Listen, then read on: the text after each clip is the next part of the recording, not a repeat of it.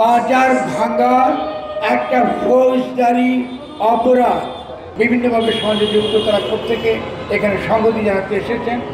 অত্যন্ত কম সময়ে গত রাতে কুমিল্লার ঘটনার পরপরই আমরা সিদ্ধান্ত নিয়েছি যে আমরা আজকে আপনাদের সামনে এসে প্রতিবাদ জানাবো, আমাদের ক্ষোভ জানাবো এবং কিছু কথা আমরা সরকারের কাছে পরিষ্কার ভাষায় বলবো।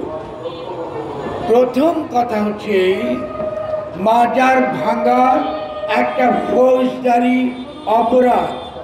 বসুন্ধরা টিস্যু অশুদ্ধতার বিরুদ্ধে এক বিন্দুও ছাড় নয়। এবং এই সরকার এই পর্যন্ত যে সকল ফৌজদারি অপরাধ সংগঠিত হয়েছে, অপরাধীদের গ্রেফতার করেছে এবং বিচারের প্রক্রিয়া এনেছে, এমন কোনো প্রমাণ আমাদের কাছে নাই। আমরা সরকারকে দাবি করছি, তাদেরকে পরিষ্কার ভাষায় বলছি, এটা সরকারের মারাত্মক দুর্বলতা।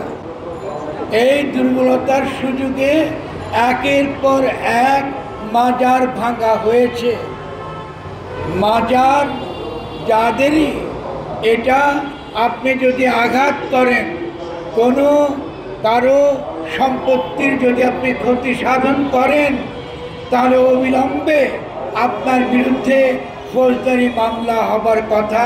স্থানীয় প্রশাসন এই ক্ষেত্রে যে ভূমিকা রেখেছে সেটা ন্যাক্কারজনক।